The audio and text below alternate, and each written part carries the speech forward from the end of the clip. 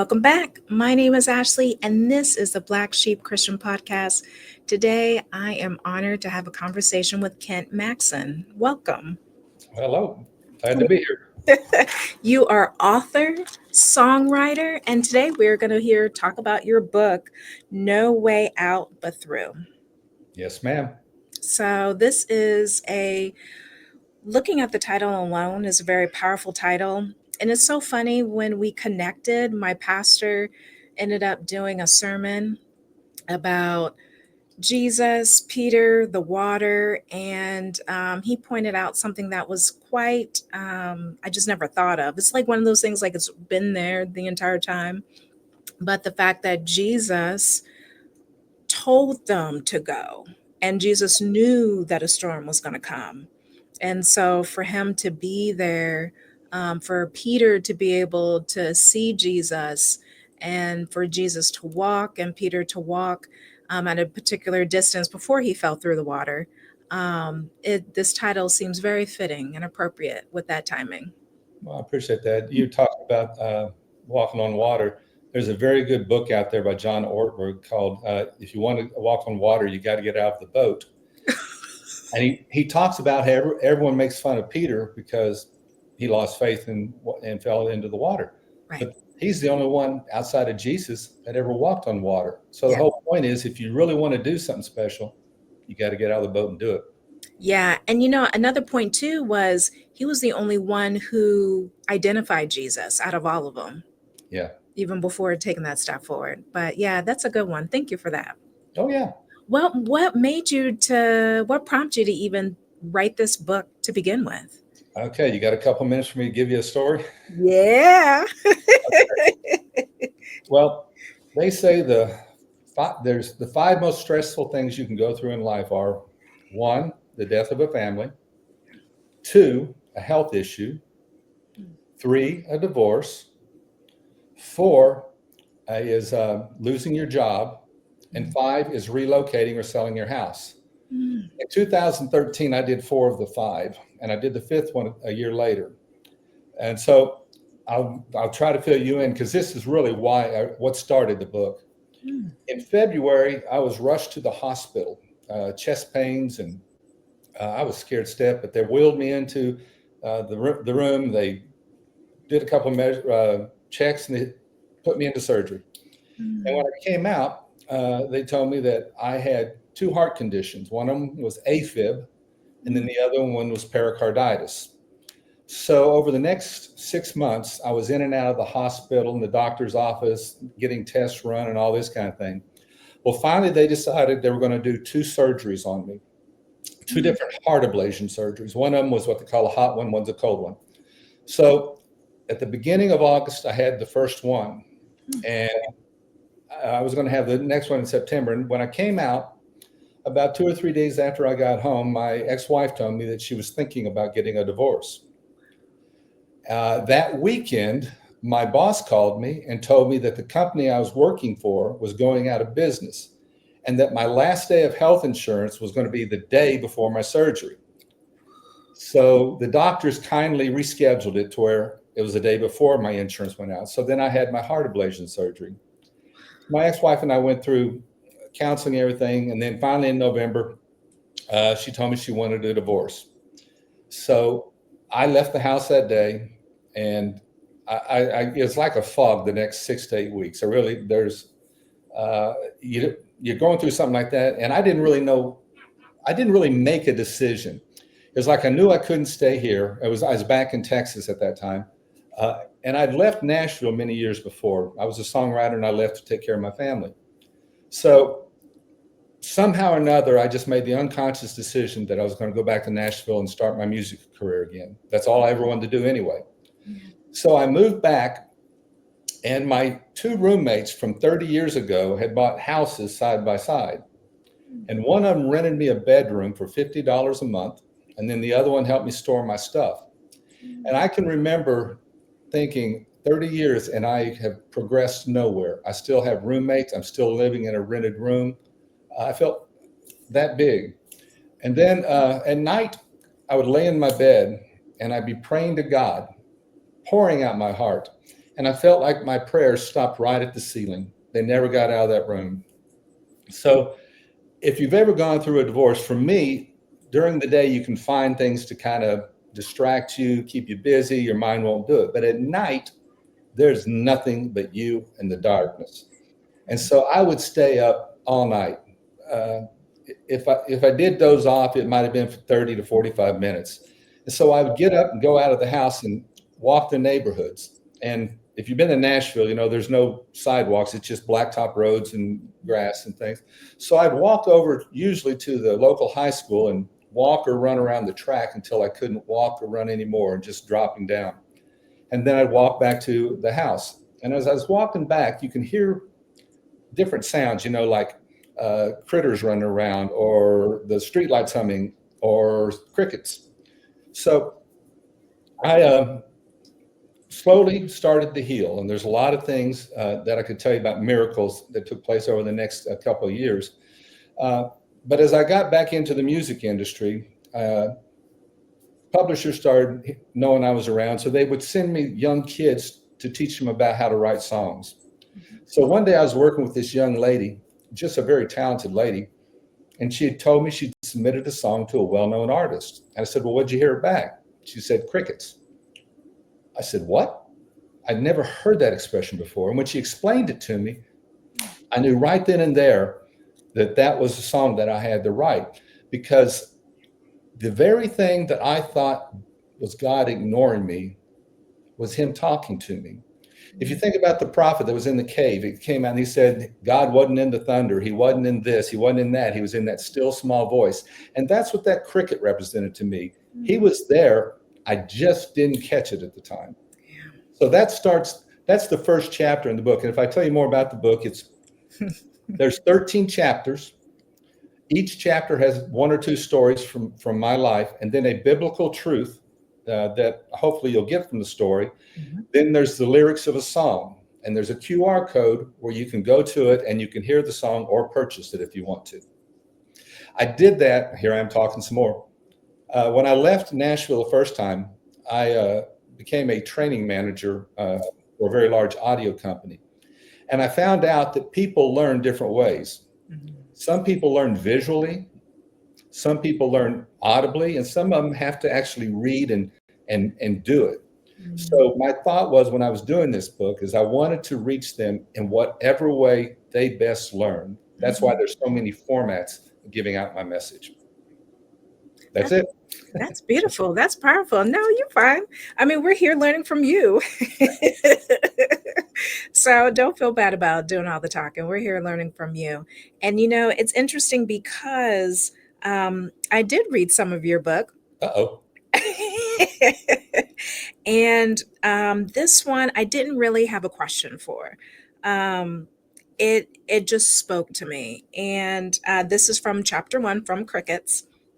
And this portion of a paragraph, it says, because human interaction can be messy at times, and often with those closest to us, there will always be things that need to be said, things that at times only a lyric or a poem can say or dare to say language with the necessary reach and penetration.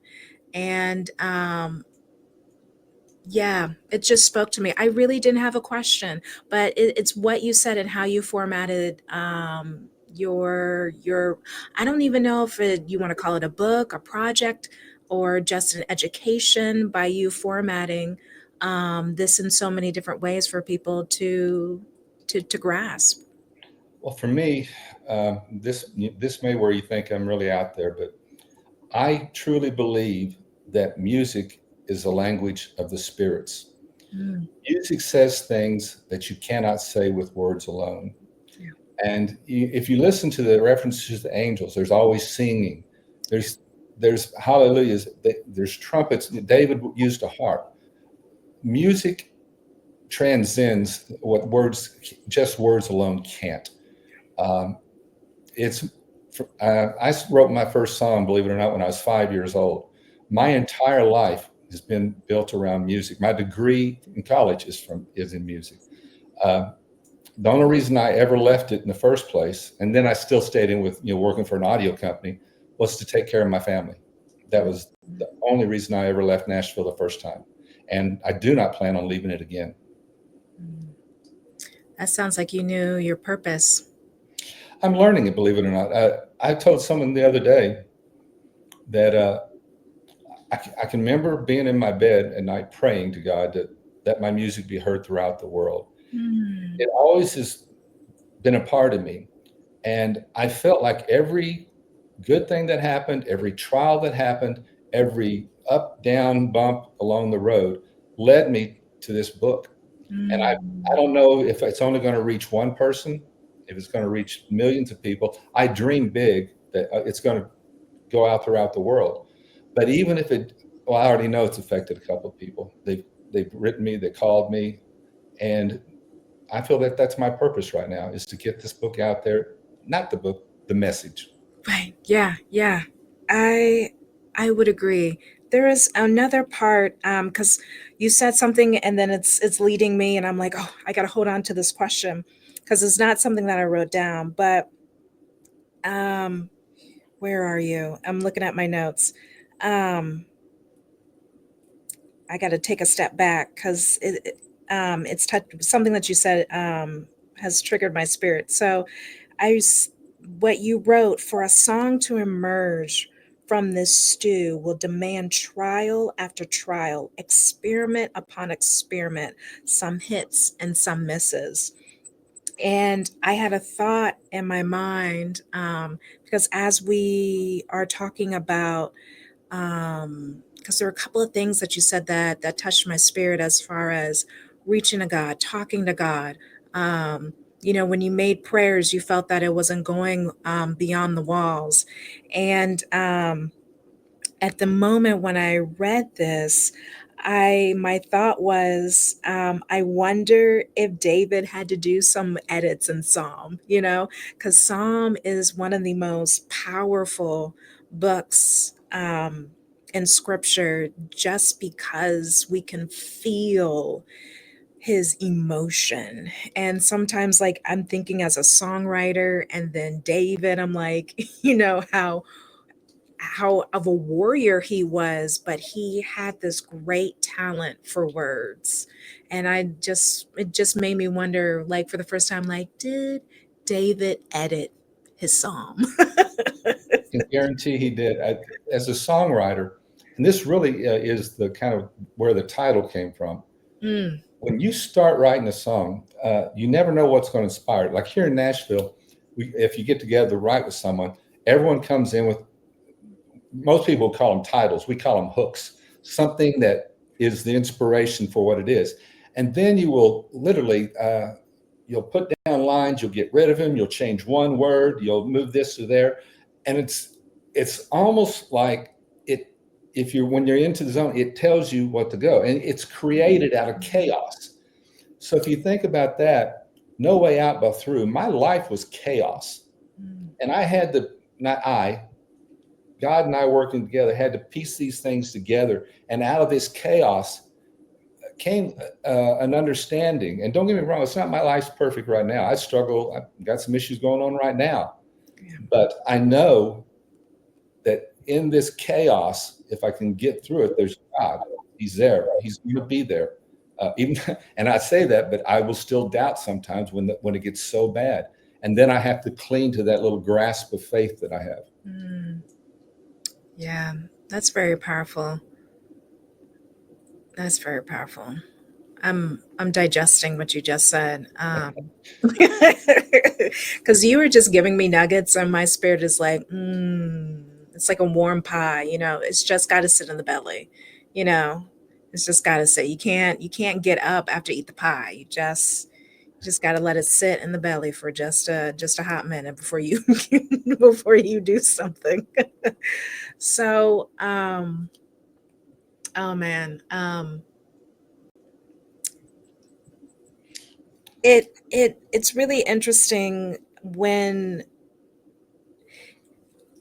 what my brain is trying to iron out is that at every stage and of life that we all go through, I want our audience to understand that God is still working through us at every stage of our lives. And to feel, because my brain still gets back to God didn't hear me past these walls.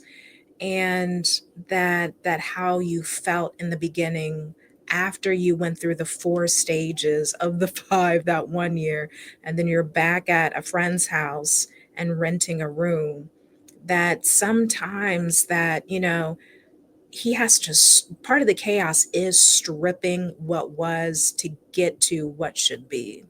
Yeah, it's not always pleasant. I wish that there was another way, but sometimes, I'm stubborn, and I daily I make mistakes, and there's a couple. What you're saying reminds me of a couple different stories in the book. Mm. I'm going to throw one out there. So we go, God, why did you do this? Why did you do this? Mhm. So one of the stories in the book is about when I went to college. I originally went out as a mechanical engineering major. I took all these tests, and they said that's where my skills were, and also my family of origin. That was more respectable than being a musician. Mm. So I go to college, and I did okay for the first 3 years. But I just, about that third year, I don't want to do this. I really didn't. So, being the pragmatic 20-year-old guy that I was, I just didn't go to class. I sat in my dorm room playing guitar and writing songs. Yeah. So, at Christmas time, I came home. A couple of days later, my report card came. My mom opened it up and she said, "Why, Kent, you've been kicked out of school." On a 4.0 GPA, I got a 0.50. So what I tell people is you don't get one of those, you earn them. And I did every bit of mine. So I knew I was going to die when my dad got home. There's no doubt about it. So I go to the bedroom, and I have 3 sisters, and each one of them came in one at a time. It's going to be okay. It's going to be okay. My mom came in, brought me my last meal, a tuna fish sandwich. The dog came in, licked my face. Everyone was going to tell me it was okay, but I knew it wasn't going to be. Yeah. So I heard the garage door open. My dad coming in. And there was a pause out there. I'm sure he was getting the story. Then he comes into the bedroom, and I'm sitting on the bed, my head down, knowing he's going to kill me. And he walked over and he said, "Looks like you had a little trouble in school this year." I said, "Yes, sir." He said, "Well, I didn't actually kill it my first year in school. Now we'll see what you're made of." And he walked out of the room. Wow. I will, I try not to cry. I will never forget that, because what my dad told me was I was responsible for the situation I was in. He wasn't going to fix it, Yeah. but he was going to be there with me. Yeah. I know some people that I love dearly. One of them lost their son to a drug overdose, and he's lost his faith. Yeah. Why would God do this? There cannot be a God. And I can understand his pain. But when we blame God for a choice that we made, Mm.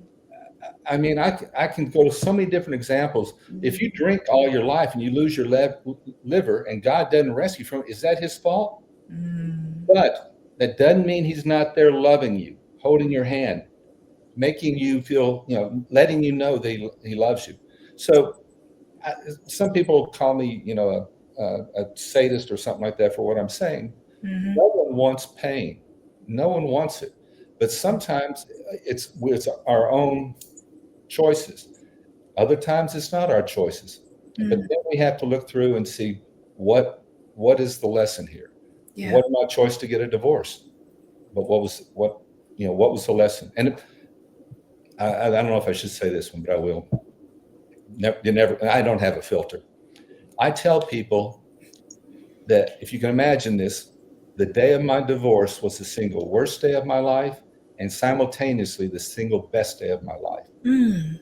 because one thing died and a new beginning, a better beginning opened up for me. Mm. You know what? No, that wasn't a bad thing to say. And as a matter of fact, I'm going to save this clip, and because I have somebody in mind, I think would needs to hear those words. Yeah, somebody that I know recently went through a divorce, and I think those words will be powerful for them. I hope that they help someone. Yeah, You yeah. got, I was, forgive me for taking over your podcast. I'm not trying to, No, I'm here to learn. I don't know if I'm going to learn, but I've got all these stories. I'm going to share you another one. And this one to me I think it's important for a lot of different reasons. The only reason anyone ever pays any attention to me is because I know Garth Brooks and I wrote some songs with him and I got a gold record out of it. Mhm. So the very first, and if that hadn't happened in my life, you'd never known me about me. So um, people say, how did you meet Garth Brooks? So I'm going to give it to you in two halves. Okay. I used to work at Circuit City. And Wow, so I that's a know big I'm one. that old. So the store that I was at, we used to get, for lack of a better word, vagrants that came in and they would destroy business for us. So I'm the biggest guy in the store. I'm 6'7". And so my boss would come over and say, escort this guy out. So one day he comes up and there was this, I'm going to say it, he looked like a bum. He filthy clothes, oil stains, hair hadn't been washed in a month. And he sat on this end cap. So my boss said, get him out of here. So I go over to escort him out. As I get closer, I look at him and he looked familiar. And I said, do I know you? He said, Randall Tex Cobb, damn glad to meet you. And I don't know if you know who he is. He was a boxer that fought for the World Heavyweight Championship. He was an actor. So we started talking, and he's from Abilene, Texas. I grew up in Midland. So we were talking. He says, well, what's an old Texas boy like you doing out here? And I said, well, I'm one of those songwriters. Really? Well, my wife's a songwriter, and she's across the store. He says, come on. So he takes me over, and I meet her. Her name was Sharon. And we started talking, and I ended up selling them a stereo. And they said, we'll buy this stereo if you'll come put it together. I said, okay. So I go out, and I said, well, I told them, I said, I'll put it together if you'll listen to my songs, trying to get a break in there. And they said, okay. So we go over, I put the stereo together, and I put my tape in. She listens to it, and she says, you're pretty good. Why don't you call Bob and tell him that I sent you? So they gave me a name for Bob. Bob was at ASCAP, they said. So I called ASCAP and I said, I need to speak to Bob. They said, well, he doesn't work here anymore. But since you're a friend of Randall and Sharon's, I'll give you his number. You can call him. Okay. So I call up Bob and I say, Randall and Sharon Cobb told me to get hold of you that you could help me with my songwriting career. He says, well, I really don't do that anymore. But since you're a friend of Randall and Sharon's, come on, I'll listen to you. So I go in, bring my tape, play it. He says, no, you're pretty good. I quit doing working for ASCAP because I was going to manage this new act. His name is Garth. Would you like to write with him? Sure. So the point of that story is we think miracles happen like that, water turning into wine. God hides in little things we don't know. And that random things of events that took place got me the biggest break of my life in terms of music.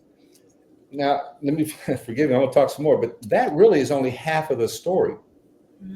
I was in Lubbock, Texas, and where I graduated from college, and my girlfriend and I broke up. And so when we did, a couple months later, I called her and said, is there a chance we'll get back together again? She said, nope. Why don't you just go to Nashville? Well, I thought about it, and I met her at the church. Actually, I started dating her, and she took me to this church. It's the only reason I went to that church. So I went to the college kids thing, and I was talking to a friend of mine there and told him what she said. He says, well, my in-laws live there. You could stay with them a couple of nights. Okay. So I go out to Nashville. I stay with these people for a couple of nights, and I didn't have a church. They said, why don't you go to church with us? Okay. So I go to church with them.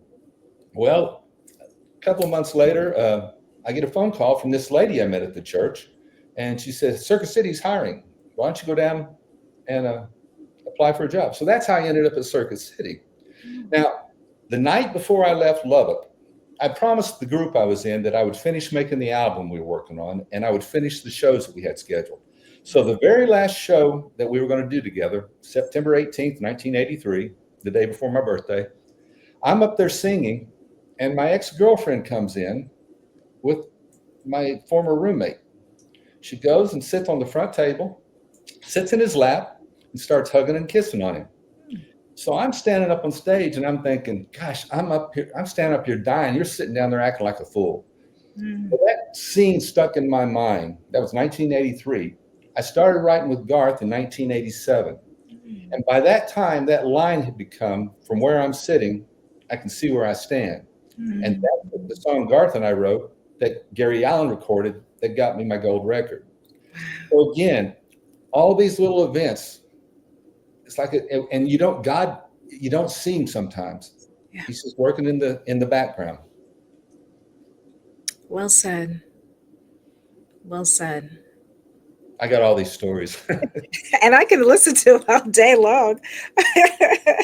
you know, it's funny with you talking about your songwriting career because you wrote you call God the songwriter and you the song. You wrote a song has a hidden life of its own. Yeah. And through your lens, what was hidden in your song? I'm not sure I quite understand your question. Yeah, that's okay. Because when I was writing it, I understood, and I didn't understand at the same time because I was kind of struggling how to write it. Okay. In your life, what do you feel that was hidden from you as far as you didn't notice it that God was telling you? Um, I'm going to say it. I don't know if this is accurate, but when I was my first summer when I went to college, a couple of friends and I started playing guitar together and playing it in churches. Hmm. And I had a vision or a dream. Then I thought, man, this is what I want to do. I want to go around to youth camps and youth groups and sing and play songs and witness. And I didn't. Hmm. Uh, so my career took all sorts of different things. College, there's a whole nother story there about the music program. And I went in and out of music for years. I mean, when I went to work for that large audio company, I'd never been on a plane in my life until I was 24 years old. When I got this job with my next company, I ended up being in 46 of the 50 states by flying, and then overseas in countries that I would have never seen. Right. But again, I go all these different directions, and I lost track of this dream, I guess you would call it. This, not necessarily a dream, but this thing that was placed in my heart. Right.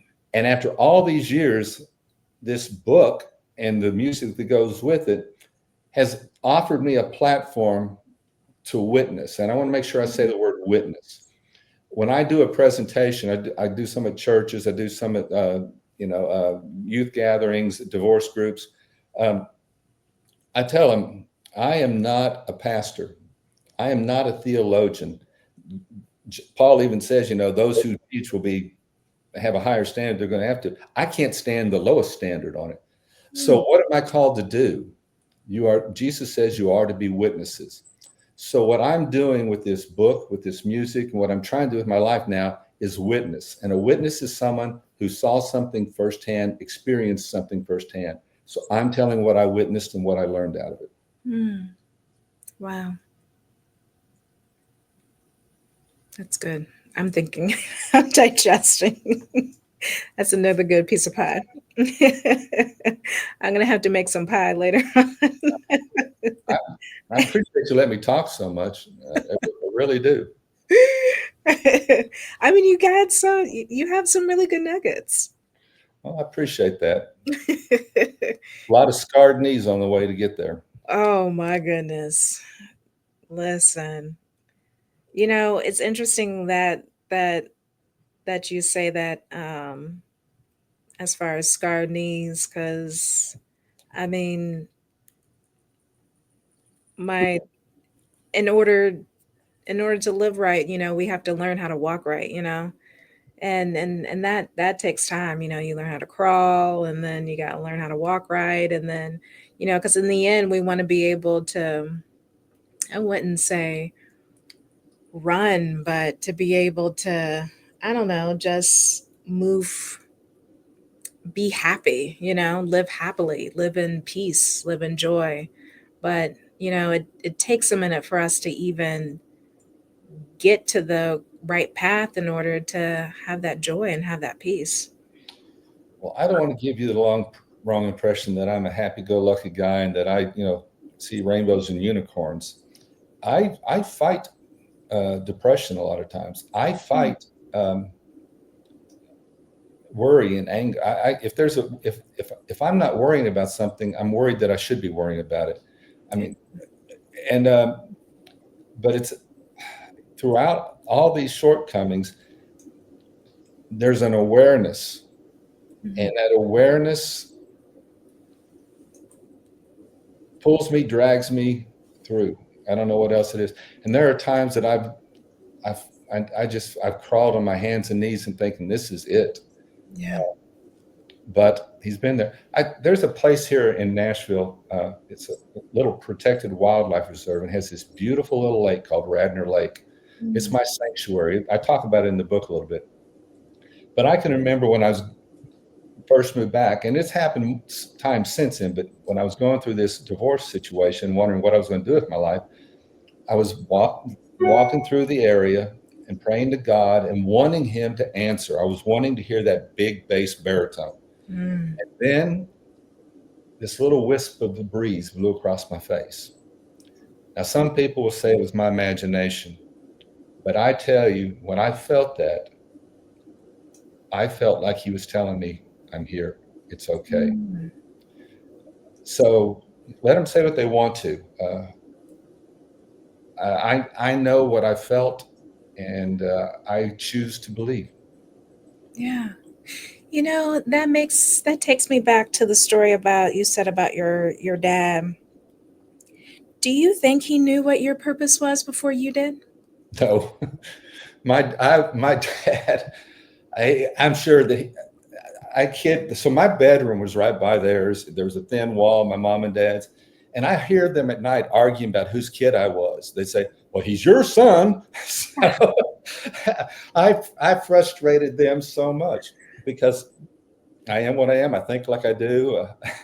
So, and that does not mean my dad's a bad guy. I tell in the book that my dad was more authentic than any human being I've ever known. Now, did I agree with him? No, but what he believed was true to soul. There wasn't a bit of hypocrisy in him. Yeah. He was a good man, not perfect, but a good Yeah. man. So I had a great example. But Mm. having said that, I I'm sure there was things about me he wished that he could have changed Mm. or influenced. And he doesn't realize how he did influence me because he influenced in ways that he didn't want to. So Yeah, because you dedicated the book to him, right? yeah, Did I? Yeah. I don't know why I stopped on that page. he was a good I, man. I, I, I don't know why I stopped on your dedication page and kind of sunk that in. And I guess I say that because we all have dad problems. Sorry, dads, but a Yeah. lot of us have dad problems. So um, our dad problems are different than our mom problems. But I don't know. It's just something special when I see something dedicated to a father because that that is a type of relationship that is a gem, if I'm using the appropriate word. Yeah, again, I think pretty much every relationship is complex on some level. Mm. Uh, and even you're married to someone and you love them with all your heart, but then there's other things like, why in the world? And there's that flash of anger, or how could you do that? How, you obviously don't love me or care for me. Yeah. All those things come into play. I mean, your kids, my gosh, it's like someone once told me, it's like having your heart out of your body running free around the world. And that's really it. And why you want to correct them, but they're doing their own thing Yeah. and they hate you, and all you can do is love them back no matter what they do. Yeah. Just life is complicated. I wish it wasn't. Yeah. What did your dad think about your career afterwards? Um, I never really knew.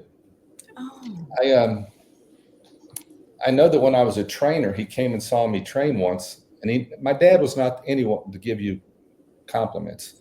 That Mm, it doesn't mean, and I think, and I say this in the book, it's not that he wasn't proud of us. It's just that we were doing what he expected it of us. So why congratulate mhm. someone for doing what they're supposed to be? Yeah. So, but he went to me when I was training once and didn't tell me a thing. Just that was dad, and he went home. I didn't find this out. Now that happened, gosh, back in the early '90s. After he passed away, I was talking to my mom, and she told me that he came back and he said he's really good at what he does, Mm, but he never told me that. mm, So being, relationships are are difficult, and you never know what it is. He came out of the depression. You never know what it is that shapes that part of someone, and we each interpret things differently. Like, yeah. well, I may mean something with this, and you receive it a different way, and then once I find out, oh, that's not what I meant. Yeah. Yeah. So sometimes you've got to give people the benefit of the doubt. I don't even remember what the original question was. I apologize. I'm just No, it's okay. It's okay. I mean, when you talk about that, and that's just with relationships with our parents and our loved ones. I should just say loved ones because relationships come in different forms, um, and and it also, I want to also include God in this as well as part of the relationship. Is the one thing that we all crave the most is the acceptance, and to know that we are living to someone's expectations, you know, to hear that I am pleased with what you are doing. I mean, that is one of the most things that we crave the most. there's another chapter in the book where I talk about there's going to have to be forgiveness for any relationship to work. Mm, And the opening sentence is something to the effect of that forgiveness is the key to a self-made jail. mm, As long as you don't forgive someone, you are bound to them in some form or fashion. Uh, mm, you have to let go of that. Now, that doesn't mean that you have to go out with them, that you have to, uh, you know, uh, send them flowers or whatever, mhm, mhm, but you can, or that you trust them again, even, mhm. but you forgive them and move on. There's a song that goes with it that's called Forgiveness. And I illustrated one of the points in it with the line that it's a couple that were fighting and are having troubles, and it says they just can't get along, but both agree the other's wrong. That's kind of what happens on that. You're wrong, I'm wrong, and the battle lines are drawn. At Yeah. some point in time, you have to come to the point of, okay, I know you love me. We just don't see eye to eye on this one. And forgive sometimes they do something just absolutely heartless from your point of view, and Yeah. you're wounded. You can choose to have that distance for the rest of your life, or you can choose to forgive them and be cautious about things, but just move on. Yeah. Make different rules for how you go about them, but you really need to forgive. Yeah. There's I had another one. Yep. I learned this in a group that I was at. There's a guy, and I'm going to have to say a bad word to tell the story.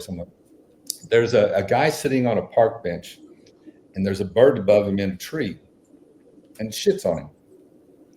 And the guy gets all mad about it. And then someone says, "Why are you getting mad at the bird? He's just doing what birds do." And that's kind of, you know, we're all human. We're going to do what humans do. Yeah. That's a good one. Oh man. Um, I don't know why I'm laughing at that. I mean, yeah, it's very valid.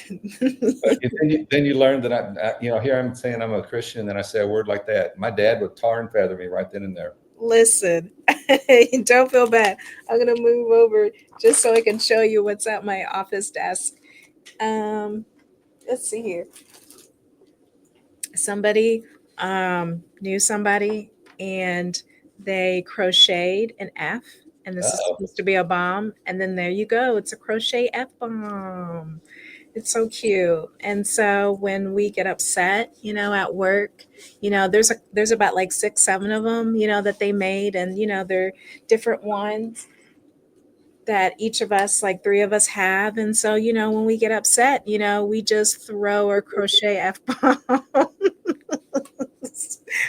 Yeah, I really find that I'm not, who knows if what I said or you said is right or wrong. Uh, there, I had a thought that I was going to share with you, and at my age, these things just go flying through.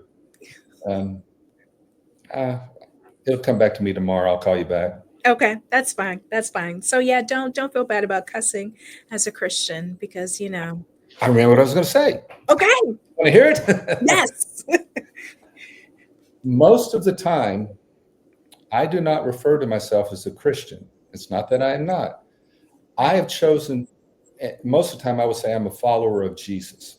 And I've Mm, made this decision because so many places the word Christian is taken on a bad connotation. And it has, because we have sinners that live in the building and they are fighting over whether or not you dunk someone or dip them, whether or not the wine is just grape juice or whether it can be grape juice, or is it blood.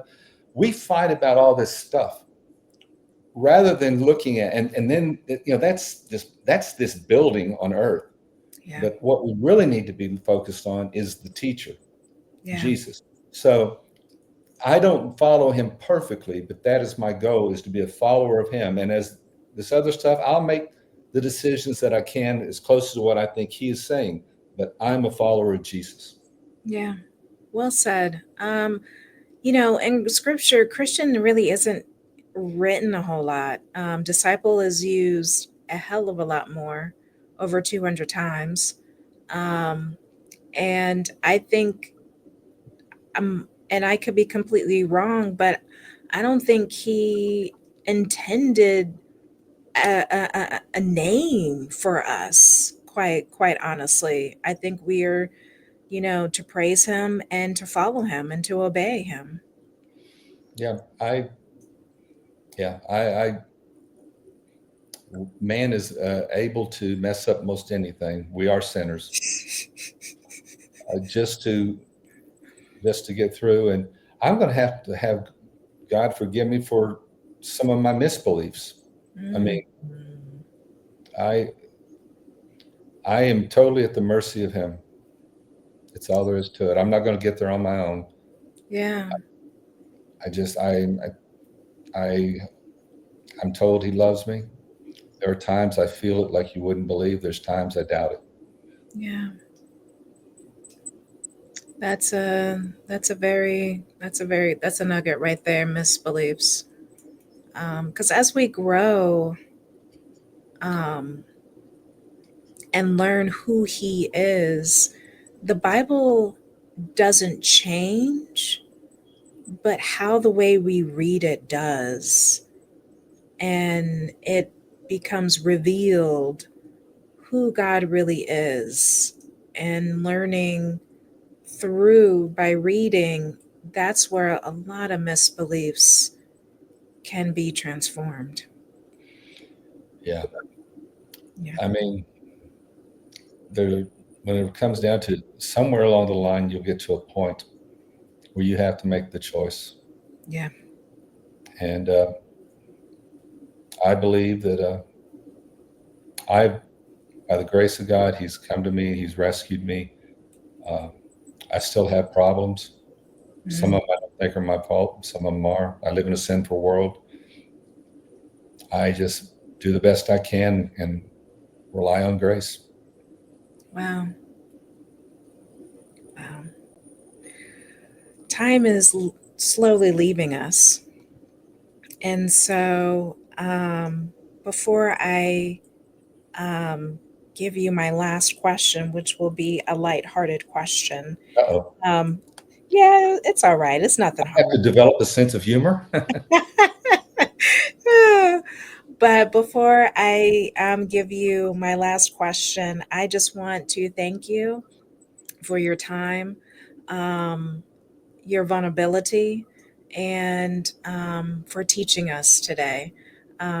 This journey was hard, and writing a book is can be harder because a lot of times I know for me, you don't want to revisit the pain, because it's pain. It doesn't feel good. So why revisit it? It's paid for a reason. But reading your book, I do want to say it was well written. Um, and I learned some new things. And just to see God differently, most importantly, is which is what I seek for, is to see God differently every day. So I want to thank you. Thank you for having me on the show and your kind words. We're Yeah, fellow journeyers and strugglers, and yeah, I look forward to seeing you again. yeah. Same. So my last question, which it isn't a bad question, but it is just a thought provoking. It's kind of like, I wonder.